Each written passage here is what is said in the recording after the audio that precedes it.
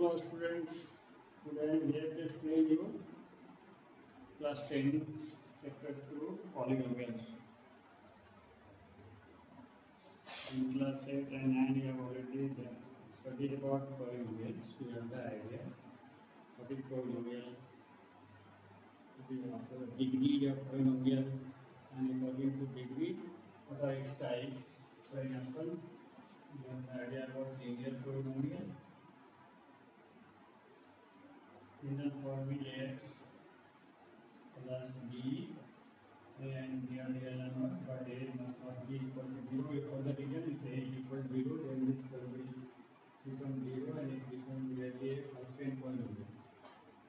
Similarly, we have the idea about quadratic polynomial. In the formula x square plus bx plus c, where a, b and c are real numbers and a is again not equal to 0. Similarly, we have cubic polynomial also. Cubic polynomial, general formula x cube plus bx square plus cx plus a, b and c, they are real number or constant, what you can say. They also a not equal to 0, reason is clear. If a equal to 0, then minimum is cubic polynomial becomes a quadratic polynomial. So by quadratic also we have degree 4 like that. But basically, you are important in quadratic polynomial and sometimes cubic also. Again, we have also done the idea about zeros of the polynomial. Zeros of the polynomial. In class 10, we will deal with zeros of the polynomial only. Now, you know the definition, you know the meaning of zeros of the polynomial, but just remind you, let p of x is a polynomial of the variable x and any real number alpha say, such that by replacing the variable x by alpha, if you are getting p alpha equal to 0, then alpha is a 0 of the polynomial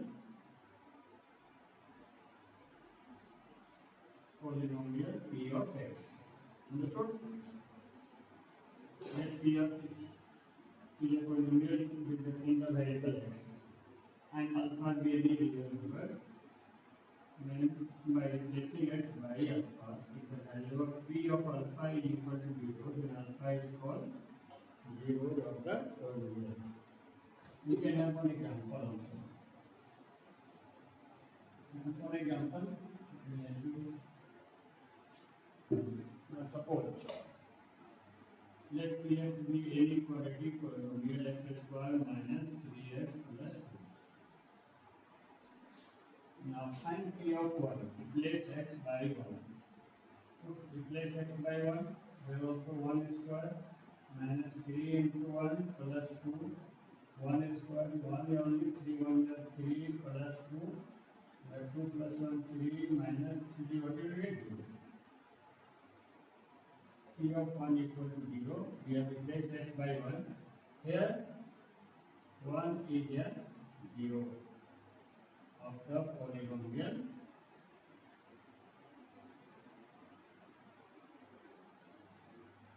P of x. Can you try one more? Can you try P of 2 also? 2 square minus 3 into 2 plus 2, replace x by 2. This side also, how much will you get? 2 square 4 plus 2 6 minus 6 0. What is the meaning?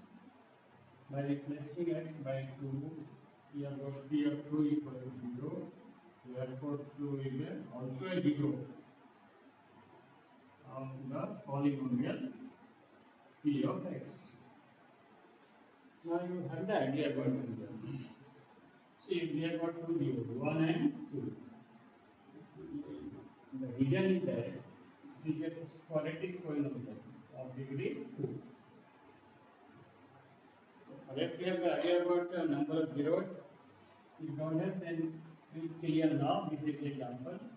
The number of zeros of the polynomial depend on the degree of the polynomial.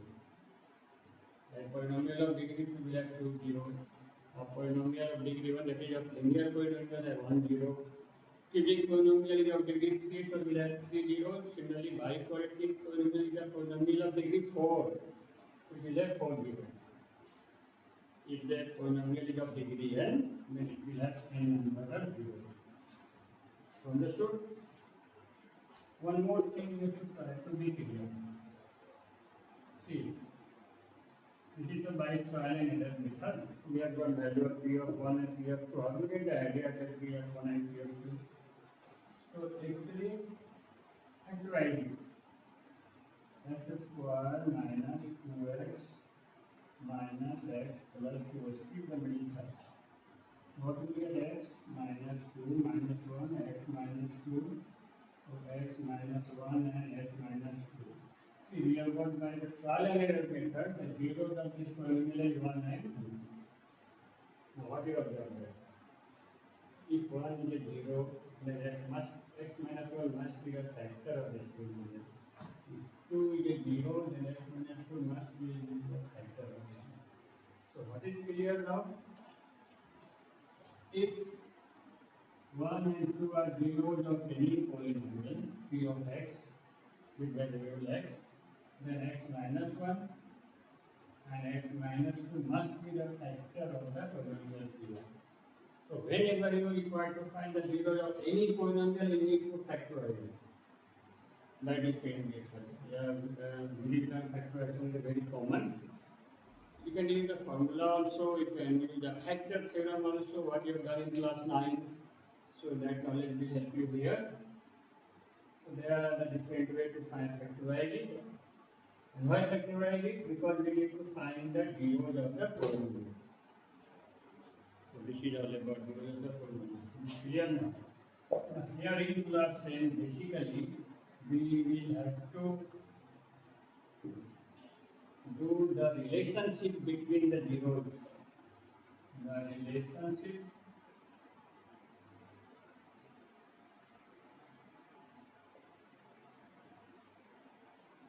between the zeros of, let us say, first quadratic polynomial. Quadratic polynomial and its coefficient.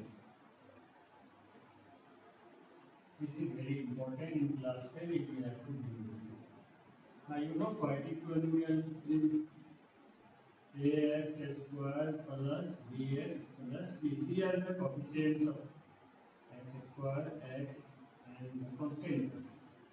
And we need to find the relationship between the zero dimension, because we have quadratic polynomial of degree 2, so you will must have the 2 zeros. So that 2 zeros, those 2 zeros and the coefficient. What is the relation between these? You can also call symmetrical functions of the zero of the polynomial. Now, very important topic this is for you in class 10. What we have done till now is the idea more or less. So this is new. So pay attention. Now see, since now you have added the polynomial of degree 2, so we must have 0. So let the zeros be alpha and beta. You know, if alpha is in the previous example, we have done that if 1 and 2 are zeros of the polynomial, then x minus 1 and x minus 2 must be the factor of the polynomial. So let alpha and beta, you can let alpha and beta be the zeros of the polynomial. P of x, you can assume it P of x. Therefore, what do you know now? X minus alpha and x minus beta must be the factors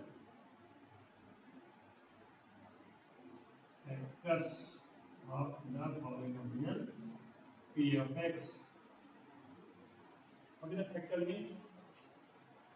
We can factorize x square plus bx plus c in the form of x minus alpha and x minus beta. But sometimes what happens here?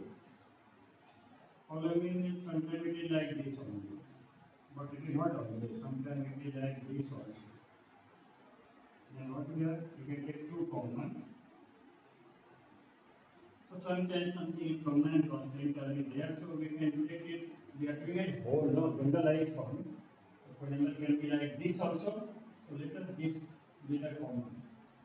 Where k is what? K is constant. Understood? If alpha and beta are the derivatives of this polynomial p of x, then x minus alpha and x minus beta must be the factors of the polynomial p of x. So this can be say like this. We know the meaning of k because k is constant. Now here the formula. Plus a plus a into x plus b equal to x square plus a plus b into x plus ab. So in this we can find the product here. K, what will that? X square, because minus here, so until minus here alpha plus beta into x plus minus plus alpha beta. Now remove the bracket also. So it can be kx square minus alpha plus beta into x. K should be here also and plus k alpha beta. Understood it? Simply multiplication formula. This formula we have put and minus bracket minus that is not minus because minus plus. Now so when you compare the coefficient of x square, x and the constant term, this is right here, comparing the coefficient of x square, x and the constant term. What will you get here? What will you get here? K equal to k. And from here what will you get? Minus k into alpha plus beta is equal to b. Here, very clearly, coefficient of x, coefficient of x. And third one is what? K alpha beta equal to c. Is it clear now? Comparing the coefficient of x square, x and the constant term from both sides. What will you get? K equal to a minus k into alpha plus beta equal to b and k into alpha plus beta equal to c. Clear? Now see here, from here, what you have got? Minus k into alpha plus beta equal to b. Therefore, alpha plus beta equal to what you will get? B by minus a. Alpha plus beta equal to b by minus. See, we can replace a by a. Here a equal to a. Note integral must not be negative, so this is minus b by a. Now you have discovered the first formula. This is the first relation between the zeros of a quadratic polynomial and the coefficients. How can see? Sum of 0 equal to minus b by a, or sum of 0 equal to minus coefficient of x by coefficient of x square. Now, from here you will get something again. K alpha beta is equal to what here? C. So what is alpha into beta equal to? C by k is equal to C by A. Second relation. What will you say? Product of 0 is equal to C by A. Product of 0 is equal to constant term by coefficient of x square. So this is the two very important relations we have to remember. That sum of zeros of a quadratic polynomial is minus b by a and product of 0 is equal to c by a. Clear? Let us say an example. So are we clear now? That question I can omit. Let's see the previous example initially what we are doing. You try to understand. Let the polynomial we have taken x square minus 3x plus 2. What we have got 0. By again factorize it. To find the 0 we need to factorize it. X square minus twice x minus x plus 2. Again x square, x is common. x minus 2 minus 1 x minus 2. So x minus 1 into x minus 2. Therefore, zeros are 1 and 2. And we are going to verify these two formula. What we have done now. These two relations. Now, how do you find? This is alpha. This is beta. So find sum of zeros. How much we get? 1 plus 2, which is 3. Okay. You know, 3 can be written as minus 3. Minus plus. By 1 you can always divide. What this is minus, and what is minus 3? Coefficient of x, which is called b. And what is 1? Coefficient of x is called a. See what we have got, sum of 0 equal to minus b by a. Understood? This is the main way to verify. Check it the product of 0. How much we get? 1 into 2. Make it 1 to 2 can be verified 2 by 1. What is 2? Constant term, which you can write constant term also, or you can note by C, and 1 in 1 coefficient. Hence verified. No. So today what you understood? A quadratic polynomial will have 2 zeros because number of zeros of polynomial depend on the degree of the polynomial. A polynomial of degree 2 will have 2 zeros, 3 polynomial of degree 3 will have 3 zeros, and so on. For quadratic polynomial, we have done the relationship between the zeros and the coefficients. What is the relation first? Sum of 0 equal to minus b by a. That is sum of 0 equal to minus coefficient of x by coefficient of x square. And product of 0 equal to c by a constant term by coefficient of x square. There is one example to verify this. Hope you have enjoyed. Understand this is a very important topic, and most of the sum on the first exercise of the chapter polynomial will depend on the second exercise, not first exercise. First, like a graphical way. Very easy, I can explain it alone, but this is most of the sum based on this lesson only. So that's all for today, and next part we will do next class. Thank you.